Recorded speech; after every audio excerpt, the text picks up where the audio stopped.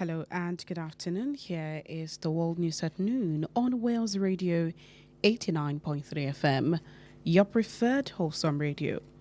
We're reaching you live from Wales Broadcasting House along Alaafin Avenue, Oluyole Estate, Ibadan. I am Toluwaleke Alli. First, the headlines. Federal government distributes over 80 bags of fertilizer to 20 farmers in Southwest. DR Congo protest against Constitution Amendment turns violent. U.S.-Venezuela operation kills a transnational gang leader, Nino Guerrero. Ex-South Korean president sentenced to 30 years in jail over Pyongyang drone plot. And in the ever exciting world of sports, Morocco set for Brazil World Cup test, Vinicius threat. Those are the headlines, now the news in detail.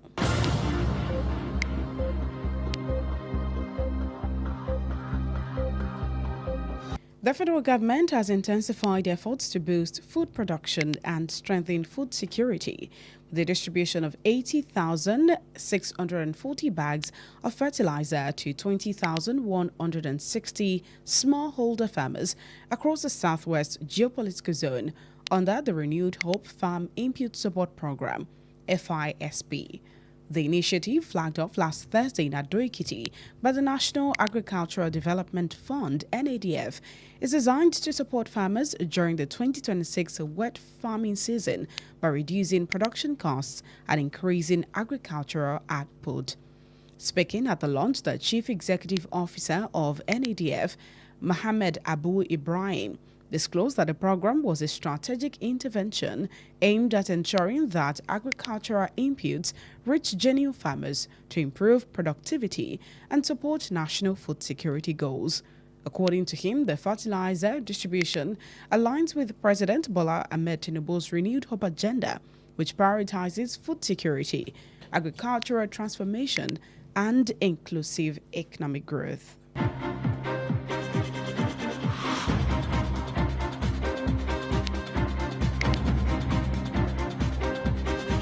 Gunmen reportedly killed one person while some others were abducted in Gala and Gaukeaba communities in a Ishin local government area of Kwara State following coordinated attacks by bandits. According to reports, the attack extended to Famole town in Ifelodun local government area of the state.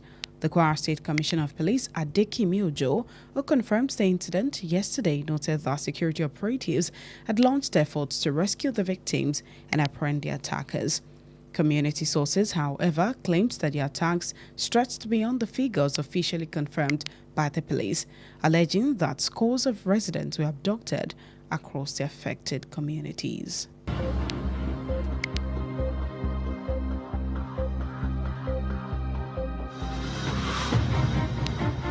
Political opposition figures in the Democratic Republic of Congo, DRC, were injured yesterday at a rally against government plans to change the constitution, broken up by police after clashes with pro-government supporters.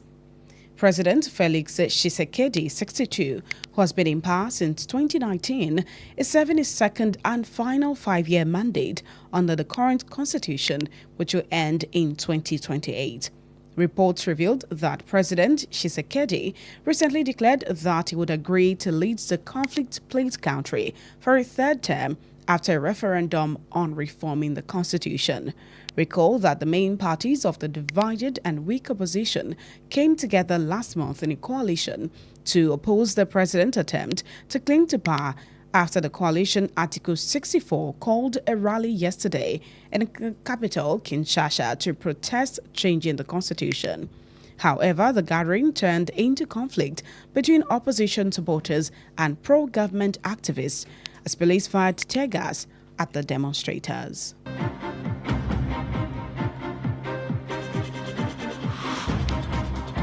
Authorities in the South American nation and Venezuela's Ministry of Communications revealed that the leader of the transnational gang, Tren de Aragua, was killed in a joint operation by the United States and Venezuela. Tren de Aragua group, which was formed in Venezuela, has been designated a terrorist organization by the United States and is also active in Colombia, Peru, and Chile. The ministry reported that the joint operation took place in the southeast of Bolívar state and involved specialized technological support and intelligence exchange between the United States and Venezuela. It will be recalled that U.S. President Donald Trump disclosed yesterday on his official Truth social platform that American forces carried out a deadly strike on the gang leader.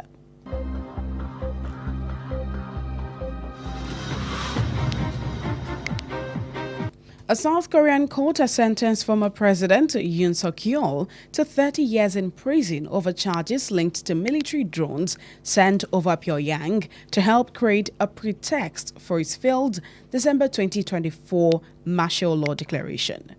According to reports, the Seoul Central District Court found Yoon guilty of abuse of power and aiding the enemy, noting that he had conspired in the October 2024 drone incursion from the outset. Yoon denied wrongdoing, as his lawyers said he neither ordered nor later approved the operation. Prosecutors had sought a 30-year prison term for Yoon in April. In February, a South Korean court sentenced Yoon to life in prison after finding him guilty of leading an insurrection linked to the martial law attempt. He was removed from office last year after the Constitutional Court upheld his impeachment, triggering a snap election that was won by Liberal President Lee Jae-myung.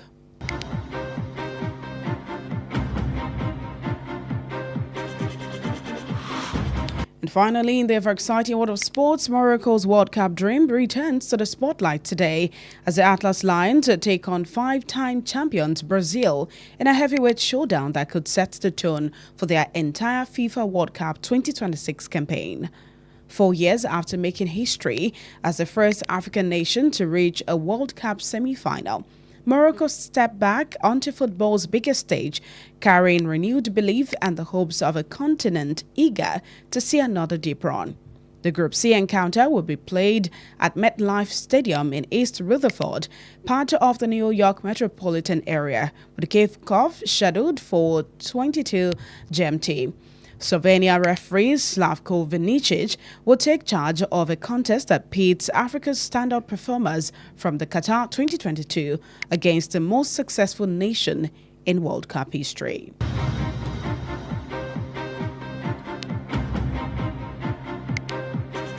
That's it on the World News at noon. Before we end the news, here are the highlights.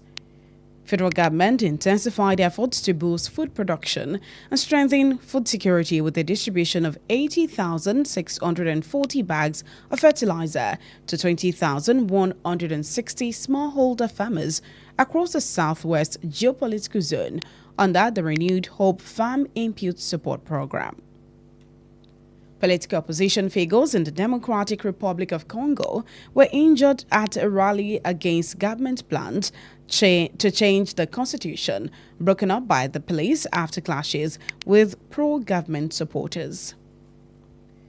Also, authorities in the South American nation and Venezuela's Ministry of Communications revealed that the leader of the transnational gang, Tren de Aragua, was killed in a joint operation by the United States and Venezuela.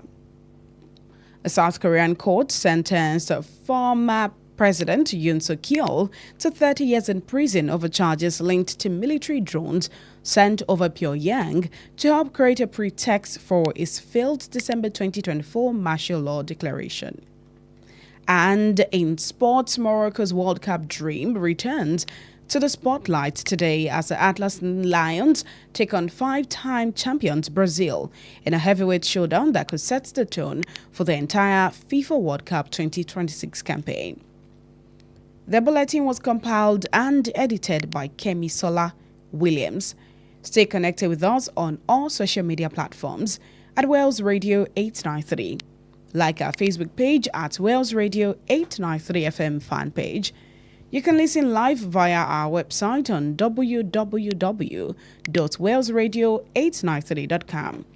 For eyewitness account, call or WhatsApp Wales Radio Newsroom on 0916 893-2000. Up next is IROYIN AGBAYE with Adegoke. I am Toluwaleke Alli. Thank you for listening. God bless you.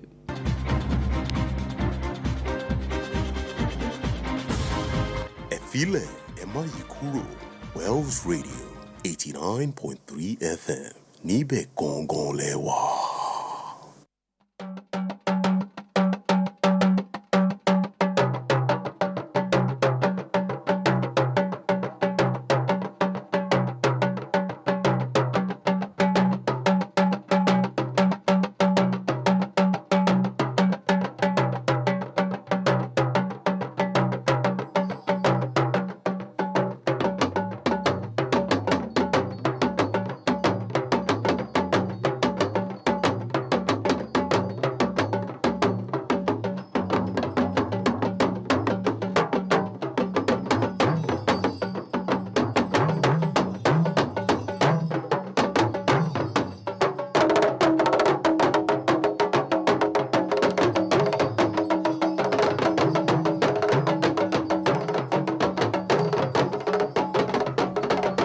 Ẹ̀kásán àkójọpọ̀ ìròyìn àgbáyé ló ń dé ṣe ti gbọ́ yín láti ìkànnì kànga gbọ́nmágbẹ̀ Wells Radio 89.3 FM ti àkàlẹ̀ sí òpópónà Aláàfin Avenue Olúyọ̀lé Estate Ìbàdàn. Oyè Ọlọ́run Adégòkè ní oníròyìn yín ṣáájú ẹgbọ́n àwọn kókó tó wà nínú ìròyìn náà. Ìjọba àpapọ̀ orílẹ̀-èdè yìí ti pín àpò ajílẹ̀ èyí tó ju 100 lọ fún àwọn àgbẹ̀ ní apá gúúsù ìwọ̀ oòrùn. Orílẹ̀-èdè olómìnira Congo fẹ̀hónú hàn lòdì sí àtúnṣe ìwé òfin ó sì padà sí wàhálà. Orílẹ̀-èdè Amẹ́ríkà àti Venezuela wọ́n pawọ́pọ̀ gbé ìgbésẹ̀ láti gbẹ̀mí lẹ́nu olórí ikọ̀ kan eléyìí tí wọ́n pe ó ń ṣọṣẹ́ lọ́pọ̀ ìlú ní ẹni tí í ṣe nínú Guerrero. Ààrẹ tẹ́lẹ̀ rí lórílẹ̀-èdè South Korea wọ́n ti dájọ́ ẹ̀wọ̀n 30 ọdún fún un lórí ète rẹ̀ nípa bàálù òféèfé díròònù nílùú Pyongyang. Nínú ìròyìn eré ìdárayá lágbàáyé, Morocco ti ṣetán fún ìdánwò ife ẹ̀yẹ àgbáyé Brazil, Vinicius ń dúnkòokò. Ní báyìí ẹ gbọ́ ìròyìn náà lẹ́kùnrẹ́rẹ́.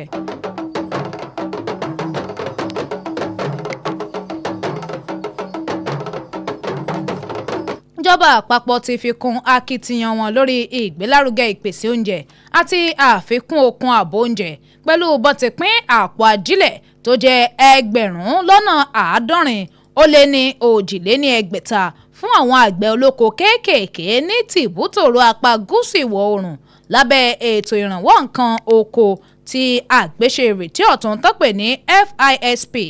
Ètò ọ̀hún tí wọ́n ṣíṣọ lójú rẹ̀ lọ́jọ́bọ̀ tó lọ ní ìlú Adó Èkìtì nípasẹ̀ àwọn àjọ tó ń rí sí ìṣúná ìdàgbàsókè ohun ọ̀gbìn lórílẹ̀‐èdè yìí wọ́n pé wọ́n gbé ètò náà kalẹ̀ láti ṣèrànwọ́ fún àwọn àgbẹ̀ lákòókò òjò lọ́dún 2026 àti láti mú àdínkù bá iye owó ìpèsè oúnjẹ tó ń ti àfikún okun iṣẹ́ ọ̀gbìn.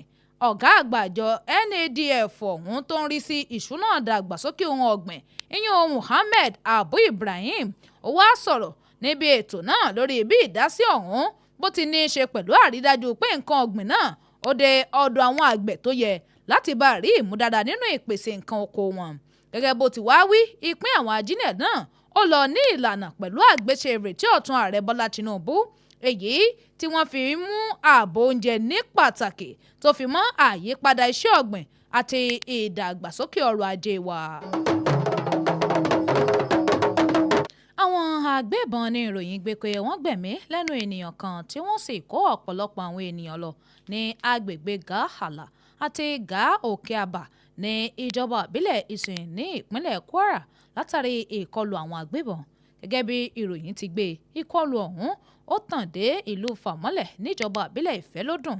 Kọmíṣánná ọlọ́pàá ìpínlẹ̀ Kwara Adékìmí Òjó ẹni tó jẹ́rìí sí ìṣẹ̀lẹ̀ náà lánàá òde yìí ó tọ́ka sí pé àwọn ikọ̀ aláàbò ti ń sa gbogbo ipá wọn àti akitiyan wọn láti rí i pé wọ́n dóòlà àwọn ènìyàn náà kí wọ́n sì fọwọ́ síkún òfin mú àwọn ọ̀daràn tó lọ́wọ́ nínú iṣẹ́ láabi ọ̀hún.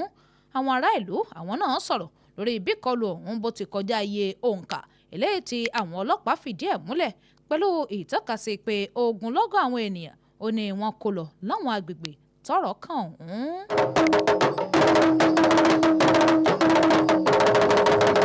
àwọn ọmọ ẹgbẹ́ òṣèlú alátakò farapa lánàá òde yìí nílùú Congo níbi ìwọ́de lòdì sí ètò ìjọba lórí àyípadà ìwé òfin èyí tó fa ìgbésẹ̀ àwọn ọlọ́pàá láti tú wọn ká níbi wàhálà tó bẹ́ sílẹ̀ pẹ̀lú àwọn tó jẹ́ pé olólùfẹ́ ìjọba.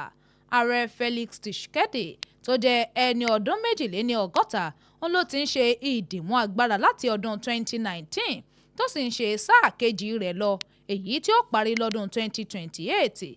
Ìròyìn wá ṣàfihàn pé ààrẹ Tshisekedi ó kéde láìpẹ́ yìí pé òun yóò gbà láti tẹ ọwọ́ iwájú nínú mímọ́ darí orílẹ̀-èdè náà fún sáà kẹta lẹ́yìn ìpàdé ìdìbò fún àtúnṣe ìwé òfin wọn.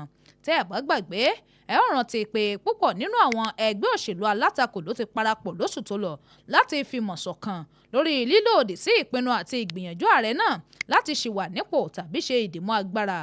Lánàá òde yìí àwọn igun afìmọ̀ṣọ̀kan tán pè ní C64 wọ́n péjọ ní olú-ìlú Kinshasa láti fẹ̀hónú hàn lórí ìyípadà ìwé òfin. Ẹ̀wẹ̀ àpéjọpọ̀ wọn dá wàhálà àti rògbòdìyàn sílẹ̀ láàrin àwọn alátakò tó ń ti àwọn ajìjàǹgbara tó nífẹ̀ẹ́ ìjọba tó ń ti bí àwọn ọlọ́pàá wọ́n ti ní láti yin afẹ́fẹ́ tàjútàjú sí àwọn olùwọ́de náà.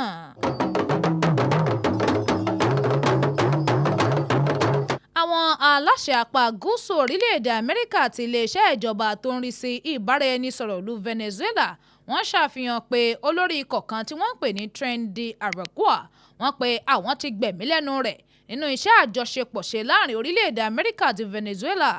Ikọ̀ Tren de Aragua èyí tán dá sílẹ̀ dídùn Venezuela ó ní orílẹ̀-èdè Amẹ́ríkà pè ní ikọ̀ àwọn agbésùnmọ̀mí èyí tó wà káàkiri tó sì ń ṣọṣẹ́ nílùú Colombia, Peru àti Chile. Iléeṣẹ́ ìjọba ọ̀hún wọ́n fi ròyìn léde pé iṣẹ́ àjọṣepọ̀ àwọn òun ló wáyé ní apá gúúsù ìlà oòrùn ìlú Bolivar pẹ̀lú ìrànlọ́wọ́ àti àtìlẹ́yìn tó wáyé láàrin àwọn orílẹ̀-èdè méjèèjì.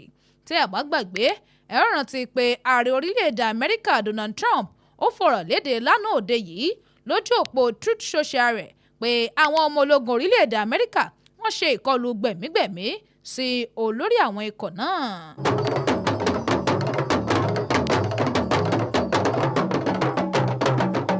Ilé-ẹjọ́ South Korea ti dájọ́ ẹ̀wọ̀n 30 ọdún fún ààrẹ tẹ́lẹ̀ rí Yoon Suk Yeol lórí ẹ̀sùn tó ní í ṣe pẹ̀lú bàálù òféèfé ìdíròònà àwọn ọmọ ológun tó rán lọ sílùú Pyongyang láti dá nǹkan mìíràn sílẹ̀ lórí ìkùnà rẹ̀ nípa ìkéde òfin àkóso ológun nínú oṣù kejìlá ọdún 2024.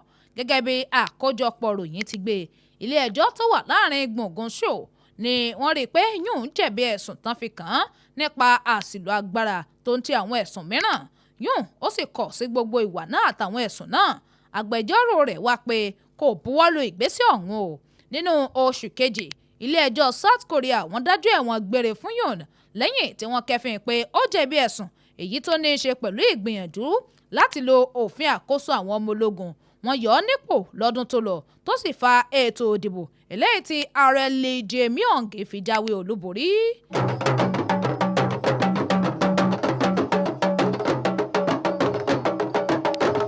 Nínú ìròyìn eré ìdárayá lágbàáyé àlá Morocco láti padà fún ìdíje ife ẹ̀yẹ àgbáyé ó padà di mímúṣẹ lónìí bí ikọ̀ Atlas Lion bí wọ́n ti máa dojúkọ olúborí ẹ̀-5 ọ̀tọ̀ọ̀tọ̀ Brazil èyí tí ó ṣàfihàn bí nǹkan ó ṣe lọ fún wọn níbi ìpolongo ìdíje ife ẹ̀yẹ àgbáyé àjọ FIFA tọdún 2026 ọdún 4 lẹ́yìn tí wọ́n fìtàn balẹ̀ bí orílẹ̀-èdè adúláwọ̀ àkọ́kọ́ láti dé ìdíje tó súnmọ́ àṣekágbá ti ife ẹ̀yẹ àgbáyé. Morocco padà sínú ìdíje náà pẹ̀lú àtúnṣe ìrètí. Igun sí yóò díje ní gbọ̀ngàn MetLife ní apá ìlà oòrùn Rutherford tó wà lára agbègbè New York. Adarí eré bọ́ọ̀lù aláfẹsẹ̀gbá Slovenia Slavko Vinici òun ni yóò sì máa ṣàkóso ìdíje náà.